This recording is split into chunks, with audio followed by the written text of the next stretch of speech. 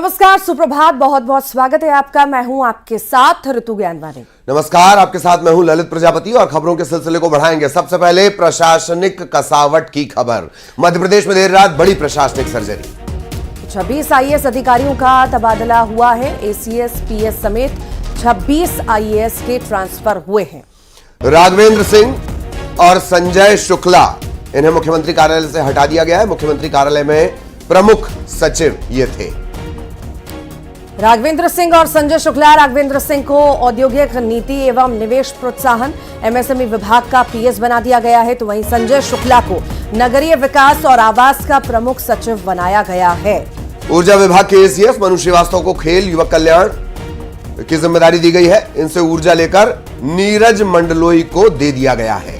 ACS Neeraj Mandloi से नगरीय विकास का प्रभार लेकर संजय शुक्ला को दिया गया है। शुक्ला को गृह निर्माण, अधोसंरचना विकास मंडल का अतिरिक्त प्रभार भी दिया गया है। और ज्यादा जानकारी के लिए सहयोगी वासु चौरे हमारे साथ जुड़ गए हैं। वासु, देर रात बड़ी प्रशासनिक सर्जरी।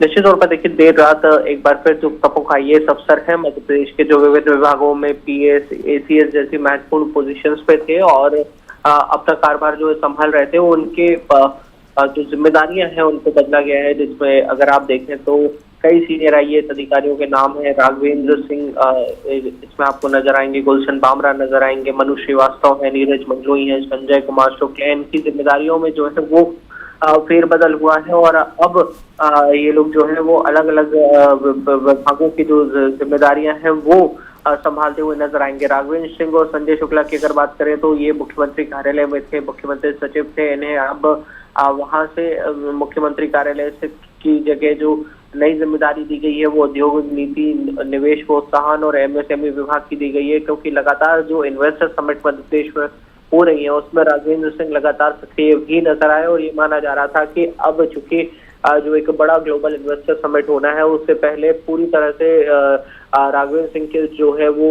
इन विभागों से संबंधित जिम्मेदारी दी जाएगी, खासतौर पर उद्योग और एमएसएमई जो विभाग है। इसके अलावा अगर आप देखें तो संजय शुक्ला को नगरीय विकास व आवास का जो है वो प्रमुख सचिव बनाया गया है। एक्सपीरियंस्ड ऑफिसर हैं और लगातार अब जो डेवलपमेंट के काम होने हैं, खासतौर पर शहरी क्षेत्रों में स्मार्ट सिटीज के प्रोजेक्ट चल रहे हैं, अलग अलग बड़े प्रोजेक्ट चल रहे हैं इंफ्रास्ट्रक्चर के, उनको लेकर इन्हें ये जो जिम्मेदारी है वो दी गई है। जी अच्छा, बहुत धन्यवाद वासु आपका इस तमाम अपडेट के लिए। और सहयोगी वासु विस्तार से जानकारी दे रहे थे। थोक बंद तबादले, 26 अफसर इधर से उधर। और अब रायसेन से बड़ी खबर आपको बता दें, महिला पुलिसकर्मी पर दबंगई के आरोप लगे हैं। महिला पुलिसकर्मी पर गोल्डन सिटी में दंपत्ति से मारपीट का आरोप लगाया। बता दें, महिला पुलिसकर्मी पिंकी पाल पर ये मारपीट के आरोप लग रहे हैं। मारपीट का एक वीडियो भी वायरल हो रहा है। पुलिस ने दोनों पक्षों के खिलाफ केस दर्ज कर लिया है। कोतवाली थाना क्षेत्र का यह पूरा मामला है। न्यूज 18 मध्य प्रदेश छत्तीसगढ़ पर एक्सक्लूसिव तस्वीरें। दिनेश रायसेन से हमारे साथ जुड़े हुए हैं। दिनेश, पूरी खबर। बिल्कुल जी, मैं आपको बता दूं, रायसेन के जिला मुख्यालय का पूरा मामला यहाँ पर गोल्डन सिटी में, यहाँ पर ये मारपीट का वीडियो जो है सोशल मीडिया पर लगातार वायरल हुआ है। जिसमें बता दूं जिस हिसाब से यहाँ पर महिला पुलिसकर्मी जो महिला पुलिस थाने में पदस्थ है पिंकी पाल, इन पर आरोप लगाया कि इन्होंने इनके समर्थकों को ले जाकर यहाँ पर जो दंपत्ति है आशीष सोनी, उनकी वाइफ से यहाँ पर मारपीट की है। उसके बाद से यहाँ पर हंगामा हुआ मौके पर और जिस हिसाब से यहाँ पर दोनों पक्ष हैं जो यहाँ पर उन्होंने मारपीट की है। हालांकि पीड़ित पक्षों से कहना है कि उनके साथ यहाँ पर मारपीट की गई है। हालांकि पुलिस थाने में दोनों पक्षों में यहाँ शिकायत की है और दोनों पक्षों से शिकायत के बाद यहाँ पर मामला दर्ज यहाँ पर किया गया है। लेकिन बड़ा सवाल उठता है कि जिस तरीके से यहाँ पर महिला पुलिसकर्मी है अगर ऐसी घटना को अंजाम देती हैं, लेकिन अब इस मामले की पूरी पुलिस जांच पड़ताल कर रही है। FIR यहाँ पर दोनों पक्षों के खिलाफ यहाँ पर हो चुकी है और वीडियो वायरल होने के बाद यहाँ पर पुलिस मामले की जांच पड़ताल जुटी हुई है। ठीक, धन्यवाद दिनेश। और चलिए आगे बढ़ते हैं, नर्मदापुरम का जिक्र करते हैं। सिवनी मालवा में एक युवक ने युवती पर गोली चला दी है। सिवनी मालवा थाना इलाके के दुधियाबड़ मार्ग पर यह वारदात हुई। युवती को नर्मदापुरम जिला अस्पताल रेफर किया गया है। जिला अस्पताल में युवती का इलाज जारी है। वजह साफ नहीं हो पाई है। फिलहाल आरोपी की तलाश में पुलिस है। नर्मदापुरम का यह पूरा मामला बताया जा रहा है। साथ ही साथ युवती का अभी अस्पताल में इलाज भी जारी है। ज्यादा जानकारी के लिए सहयोगी शैलेंद्र कौरव जुड़ गए हैं। शैलेंद्र, क्या है मामला, बताइए। जी, सिवनीवालवा के दूधियागढ़ मार्ग पर बीती रात ये घटना हुई थी, जहां नमन रेकवार नामक जो युवक है, यूपी के ललितपुर का रहने वाला है, इसने युवती पर गोली चलाई और उसके बाद मौके से भाग गया था। युवती को अस्पताल ले जाया गया, जहां पर हालत गंभीर होने के कारण उसे जिला अस्पताल रेफर किया गया था। फिलहाल नर्मदापुरम जिला अस्पताल में युवती का इलाज चल रहा है। पेट में गोली लगी है। पुलिस को जैसे ही घटना की जानकारी मिली तो पुलिस आरोपी की गिरफ्तारी के लिए प्रयास शुरू किए थे पुलिस ने, और 3 टीम बना करके रवाना की गई थी। देर रात तक किन कारणों से गोली चली है इस बात का पता नहीं चल पाया था, लेकिन यूपी से युवक यहां आकर के गोली चला के गया है, तो निश्चित तौर पर कोई गंभीर बात रही होगी, ऐसा अंदेशा लगाया जा रहा है। ठीक ठीक, बहुत धन्यवाद शैलेंद्र इस अपडेट के लिए। और अब खबर श्योपुर से। यहां आदिवासियों को धमकाने के लिए बदमाशों ने अंधाधुंध फायरिंग कर दी। 9 बदमाशों ने अंधाधुंध फायरिंग की है। गोली लगने से 2 आदिवासी घायल भी बताए जा रहे हैं। फिलहाल अस्पताल में भर्ती करा दिया गया है, इलाज भी जारी।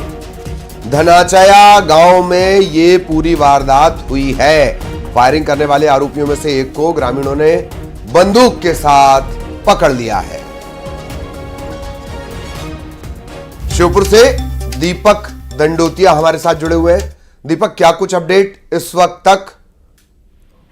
जी बिल्कुल, रात के अंधेरे में इन बदमाशों के द्वारा फायरिंग की गई थी। इसमें 2 लोगों को गोली के छर्रे लगे थे, जबकि 7 से 8 लोग घायल हुए हैं, क्योंकि आरोपी ने पहले लाठी डंडे भी बरसाए हैं। देर रात कांग्रेस नेताओं ने मंत्री रामनिवास रावत पर गंभीर आरोप लगाए हैं। उनका आरोप है कि ये आरोपी रामनिवास रावत के हैं, और जो लोग घायल हुए हैं उन्होंने सीधे तौर पर आरोप लगाए हैं कि जो बदमाश हैं, पहले उन्होंने आधार कार्ड और जो मतदान पर्ची है वो इनसे मांगी थी, और ऐसा इसलिए किया जा रहा था कि वो वोट नहीं डाल सके, इसलिए इन बदमाशों के द्वारा वहां पर आकर के पहले उनको लाठी डंडों से मारा पीटा गया था, और उसके बाद में जब लोगों ने नहीं माना। चुनाव से पहले 144, अब तो धारा 63 हो गई मेरा ख्याल है। एन चुनाव के पहले ही इस तरह का घटनाक्रम, दीपक, बहुत शॉर्ट में। जी बिल्कुल, प्रशासन और पुलिस की कार्यप्रणाली पर सवाल है, क्योंकि चुनाव का दौर चल रहा है। जगह जगह नाकाबंदी की गई है और भारी संख्या में पुलिस बल जिले भर में तैनात है। सारे बॉर्डर सील है। फिर ऐसे में ये बदमाश कहां से आ जाते हैं, उनके पास बंदूक कहां से आ जाती है, ये एक बड़ा सवाल है, और अब इसे लेकर के कांग्रेस लगातार हमलावर हो रही है। ठीक जी ठीक, बहुत बहुत शुक्रिया दीपक। इधर बिलासपुर से खबर है, युवक ने खुद पर चाकू से हमला कर दिया। मां से बहस के बाद ये आत्मघाती कदम उठाया उसने। घायल युवक अमन सिम्स में भर्ती है, इलाज जारी। बिलासपुर के सिरगिट्टी थाना इलाके का यह पूरा मामला, जहां युवक ने खुद को चाकू मार लिया। मां से बहस हुई और उसके बाद यह आत्मघाती कदम इसने उठाया।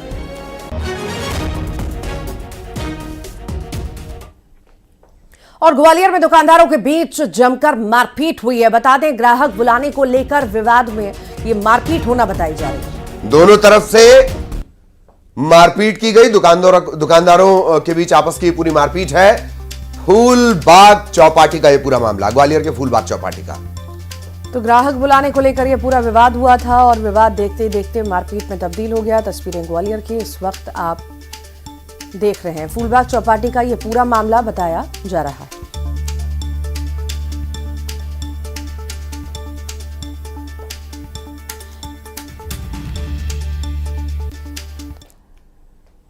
इधर इंदौर में बिजनेसमैन से लूट के मामले में बड़ा अपडेट आया है। छोटी ग्वालटोली से बदमाशों ने ये बाइक चुराई थी, और बाइक चोरी करते हुए सीसीटीवी में आरोपी कैद हुए हैं। बदमाशों की तलाश के लिए कई जिलों में सर्चिंग भी जारी है। ये तस्वीरें आप देख रहे हैं इंदौर की। तो कल इंदौर की posh VIP high profile society में जिस लूट को अंजाम दिया गया, उसके लिए जिस बाइक का इस्तेमाल किया गया, जिस पर धड़ाम से गिर गया था, ये देखिए, एक जूता पकड़ के भागा था, वो यहां से चुराई गई थी। ये आपस में लिंक, ये कल की तस्वीर है।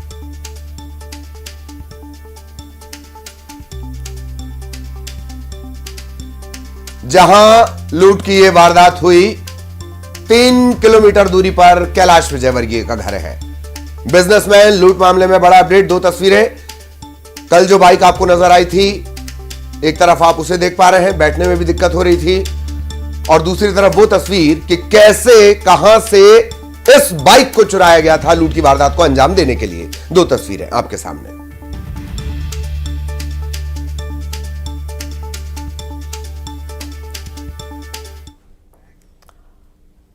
गुना से खबर है, जहां पर सिटी कोतवाली थाना क्षेत्र में उधार के पैसे ना देने पर विवाद हुआ।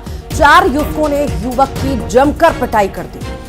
इसका वीडियो भी सामने आया है। युवक की शिकायत पर पुलिस ने केस दर्ज कर आरोपियों की तलाश शुरू कर दी है।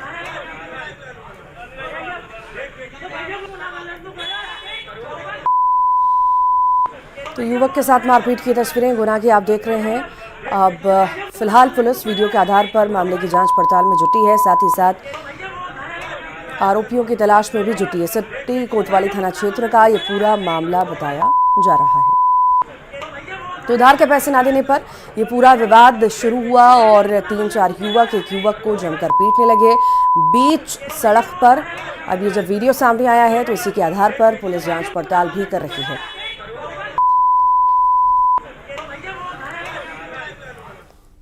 इधर बड़वानी में एक डॉगी ने मासूम बच्ची पर हमला कर दिया। और डॉगी के हमले में सीसीटीवी, आपको बताएं कि इसका सीसीटीवी जो है सामने आया है। मासूम को नोचते हुए ये डॉगी नजर आया है। बच्ची बुरी तरह जख्मी हो गई है। बच्ची का इलाज जारी है। ये तस्वीरें आपको विचलित कर सकती हैं, पर इन्हें दिखाना भी जरूरी है। बच्ची बुरी तरह से जख्मी है, इसका इलाज जारी है। बड़वानी की तस्वीरें इस वक्त आप देख रहे हैं। देखिए किस तरह से बच्ची जाती है, एकदम से झपट्टा मारता है ये कुत्ता डॉगी और बुरी तरह से जख्मी कर देता है बच्ची को। आए दिन ऐसे मामले सामने आते हैं और फिर से एक बार मासूम पर ये डॉगी के द्वारा हमला। हालत गंभीर है, इलाज जारी है। मासूम बच्ची को नोचा गया ये डॉगी के द्वारा। एकदम से महिला आती है और बच्ची को बचाती है। ये भी तस्वीर में आप देख रहे हैं किस तरह से एकदम से हमला ये डॉगी करता है। उसके बाद महिला आती है और एकदम से कुत्ता भाग जाता है।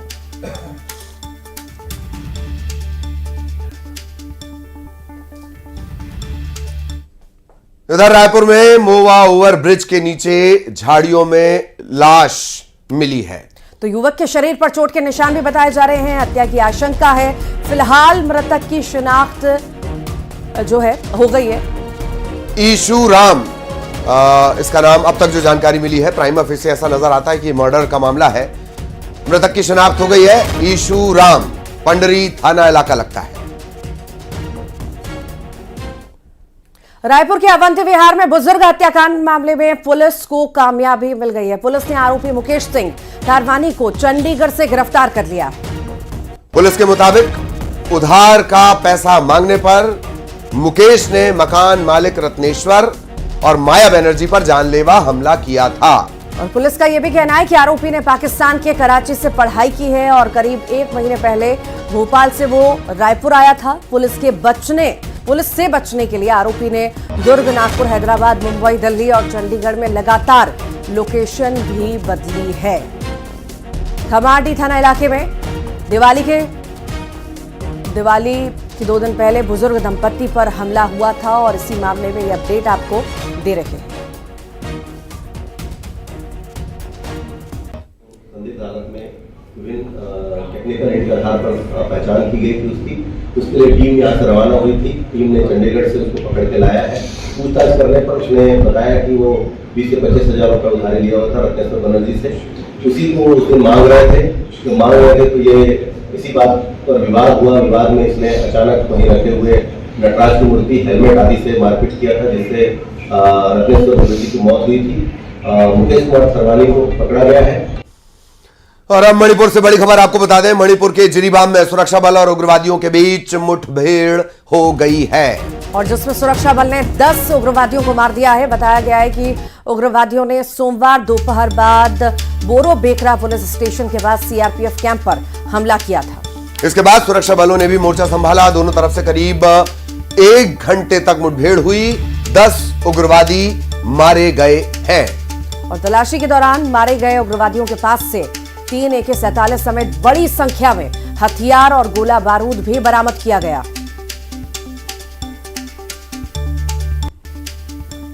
सीआरपीएफ पोस्ट पर उग्रवादियों ने हमला किया।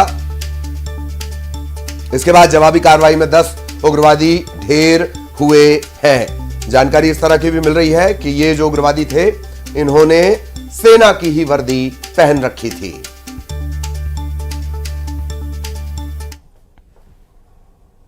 और सोमवार को गुजरात के वडोदरा के इंडियन ऑयल की एक रिफाइनरी में जोरदार विस्फोट हुआ।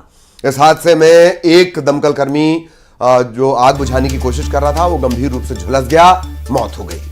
विस्फोट के बाद रिफाइनरी में काम करने वाले लोगों को बाहर निकालने के लिए रेस्क्यू अभियान चलाया गया, तो वहीं दूसरी तरफ दमकल कर्मी आग बुझाने में जुटे रहे। इस बीच रिफाइनरी में दोबारा धमाका हो गया। आग पहले से और ज्यादा भड़क गई और इसे बुझाने के दौरान एक दमकल कर्मी बुरी तरह झुलस गया।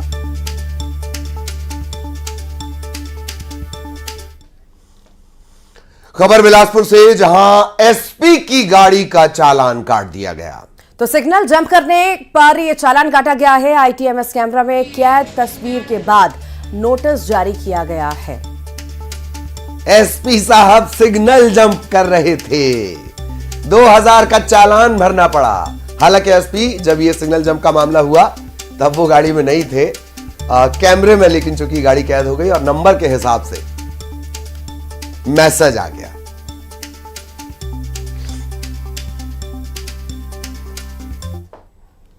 बिलासपुर में महिला एएसआई पर रिश्वत मांगने के आरोप लगे हैं। बता दें आपको कि सिविल लाइन थाने में ये एएसआई पोस्टेड है। इनका एक वीडियो वायरल हो रहा है। चालान जल्द पेश करने के लिए 5000 मांगने का ये पूरा मामला है।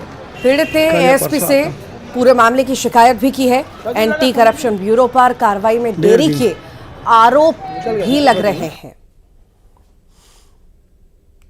ज्यादा क्या बोलूं, 5000।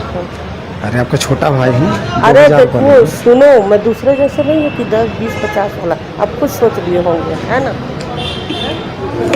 ठीक, तो कब आए? कल या परसों आता हूँ।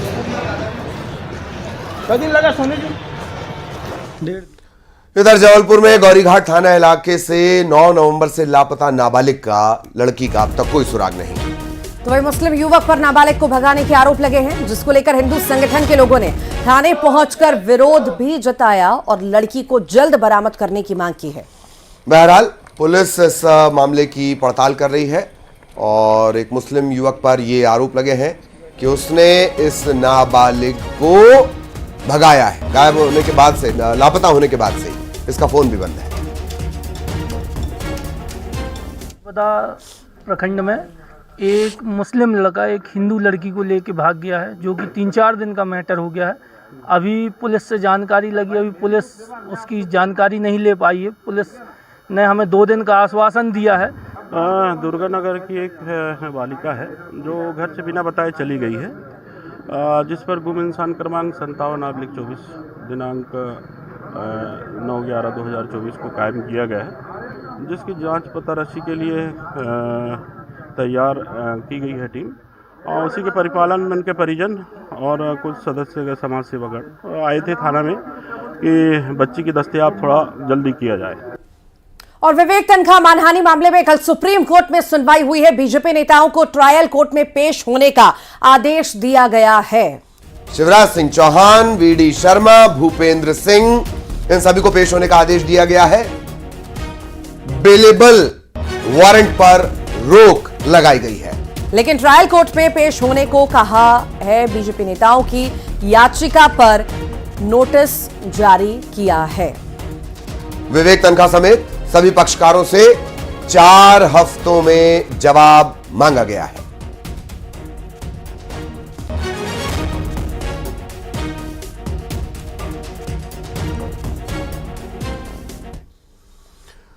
मध्य प्रदेश की 2 विधानसभा सीटों पर उपचुनाव को लेकर प्रचार का दौर थम चुका है। प्रत्याशी अब सिर्फ डोर टू डोर कैंपेनिंग कर सकेंगे। ये भी बता दें कि बुधनी में बीजेपी से रमाकांत भार्गव, जबकि कांग्रेस से राजकुमार पटेल चुनावी मैदान में हैं। विजयपुर की बात कर ली जाए, बीजेपी से रामनिवास रावत वन मंत्री भी हैं। कांग्रेस की तरफ से मुकेश मल्होत्रा सामने है। 13 नवंबर को विजयपुर और बुधनी में वोटिंग, जबकि 23 नवंबर को उपचुनाव के नतीजे सामने आएंगे। उपचुनाव का दंगल, किसका होगा मंगल, यही अब सबसे बड़ा सवाल।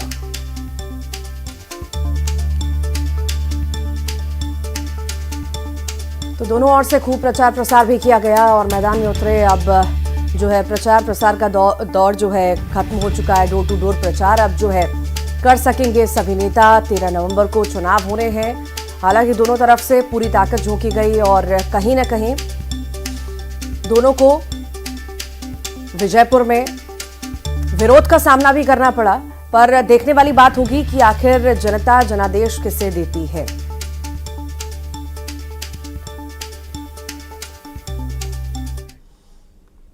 और रायपुर दक्षिण विधानसभा उपचुनाव के लिए प्रचार का शोर थम चुका है। प्रत्याशी अब डोर टू डोर प्रचार अब करेंगे। यहां भी 13 नवंबर को यानी कल वोटिंग होनी है। प्रचार के अंतिम दिन बीजेपी के दिग्गजों ने पूरा दम लगाया। सीएम साई के अलावा दिग्गज बीजेपी नेताओं ने रोड शो किया। बम्पर रोड शो कल करते नजर आए हैं। उसकी तस्वीरें भी आप देख रहे हैं। सब एक साथ थे। लोगों ने कहा अलग अलग हो गए। कल सब एक ही रथ पर सवार थे। तो रायपुर दक्षिण सीट से बीजेपी के बृजमोहन अग्रवाल विधायक थे, लेकिन लोकसभा चुनाव जीतने के बाद बृजमोहन अग्रवाल ने विधायक पद से इस्तीफा दे दिया। इसके बाद इस सीट पर उपचुनाव हो रहे हैं। रायपुर दक्षिण बीजेपी के दबदबे वाली सीट मानी जाती है। बीजेपी ने सुनील सोनी को मैदान में उतारा है। कांग्रेस की तरफ से आकाश शर्मा मैदान में है।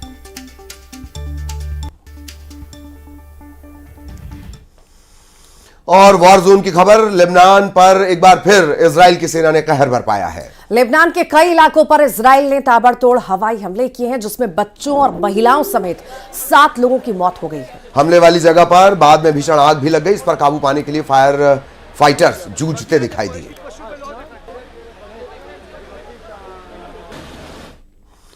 और हिजबुल्लाह ने सोमवार को इजराइल पर ताबड़तोड़ 165 से ज्यादा रॉकेट दागे हैं, जिसमें हिजबुल्लाह ने इजराइल के हाइफा शहर पर 90 से ज्यादा रॉकेटों से हमला किया। इसके अलावा हिजबुल्लाह ने गैलीली शहर पर भी 70 के करीब रॉकेट दागे। हालांकि इजराइल की सेना ने काफी रॉकेटों को हवा में ही मार गिराने का दावा किया, लेकिन हाइफा से जो तस्वीरें सामने आई उसमें हिजबुल्लाह के रॉकेट हमलों के बाद मकान और गाड़ियों में आग लगी नजर आई। इजराइल के इमरजेंसी सेवा अधिकारी ने हिजबुल्लाह के हमले में हाइफा के कई लोगों के घायल होने की पुष्टि भी की है।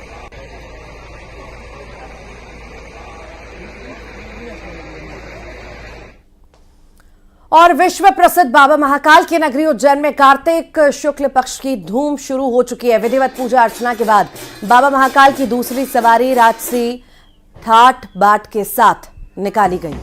आपको बता दें, सावन भादों की तरह कार्तिक अगहन मास में भी महाकाल की सवारी निकालने की परंपरा है।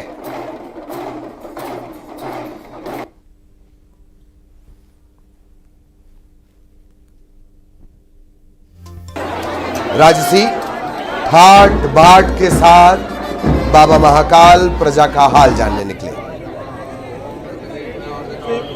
दूसरी सवारी है और बड़ी धूमधाम से नगर में अपना भ्रमण करते हुए भगवान ने भक्तों को दर्शन दिए। जहाँ जहाँ उनकी पूजा होती है परंपरा अनुसार वहाँ पूजा हुई है और पुनः महाकाल को भगवान का आगमन हो चुका है। शाहजहांपुर में रात 12 बजे कंस वधोत्सव आयोजित हुआ।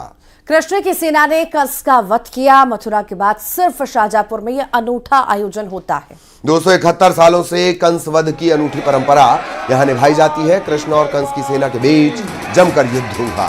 कंस के पुतले को नीचे गिराकर रवली समाज के लोगों ने लाठियों से पीटा और कंस वध को देखने के लिए हजारों लोग यहां पर जुटे।